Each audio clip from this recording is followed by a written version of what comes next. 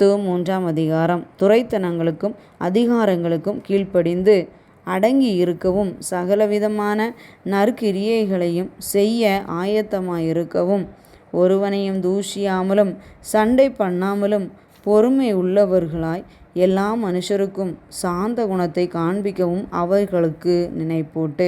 ஏனெனில் முற்காலத்திலே நாமும் புத்தியினரும் கீழ்ப்படியாதவர்களும் வழி தப்பி நடக்கிறவர்களும் பலவித இச்சைகளுக்கும் இன்பங்களுக்கும் அடிமைப்பட்டவர்களும் துர்குணத்தோடும் பொறாமையோடும் ஜீவனம் பண்ணுகிறவர்களும் பகைக்கப்படத்தக்கவர்களும் ஒருவரையொருவர் பகைக்கிறவர்களுமாயிருந்தோம். நம்முடைய இரட்சகராகிய தேவனுடைய தயையும் மனுஷர் மேலுள்ள அன்பும் பிரசன்னமான போது நாம் செய்த நீதியின் கிரியைகளின் நிமித்தம் அவர் நம்மை இரட்சியாமல் தமது இரக்கத்தின்படியே மறு ஜென்ம முழுக்கினாலும் பரிசுத்த ஆவியினுடைய புதிதாக்குதலினாலும் நம்மை இரட்சித்தார். தமது கிருபையினாலே நாம் நீதிமான்களாக்கப்பட்டு நித்திய ஜீவன் உண்டாகும் என்கிற நம்பிக்கையின்படி சுதந்திரராகத்தக்கதாக அவர் நமது இரட்சகராகிய இயேசு கிறிஸ்து மூலமாய் அந்த பரிசுத்த ஆவியை நம்மேல் சம்பூரணமாய் பொழிந்தருளினார்.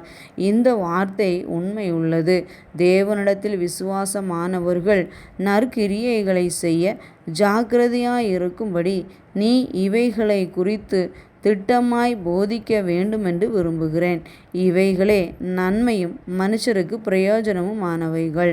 புத்தியீனமான தர்க்கங்களையும் வம்ச வரலாறுகளையும் சண்டைகளையும் நியாயப்பிரமாணத்தை குறித்து உண்டாகிற வாக்குவாதங்களையும் விட்டு விலகு.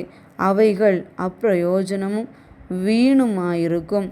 வேத புரட்டனாயிருக்கிற ஒருவனுக்கு நீ 2 தரம் புத்தி சொன்ன பின்பு அவனை விட்டு விலகு. அப்படிப்பட்டவன் நிலை தவறி தன்னிலே தானே ஆக்கினை தீர்ப்புடையவனாய் பாவம் செய்கிறவனென்று அறிந்திருக்கிறாயே.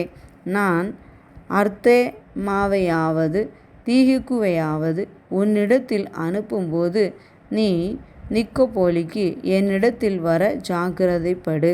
மாரி காலத்திலே அங்கே தங்கும்படி தீர்மானித்திருக்கிறேன். நியாயசாஸ்திரியாகிய சேனாவுக்கும் அப்பொல்லோவுக்கும் ஒரு குறைவுமில்லாதபடிக்கு அவர்களை ஜாக்கிரதையாய் விசாரித்து வழிவிட்டனுப்பு.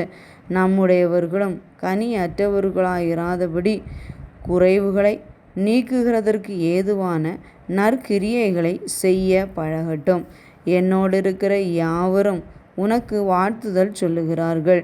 விசுவாசத்திலே நம்மை சிநேகிக்கிறவர்களுக்கு வாழ்த்துதல் சொல்லு.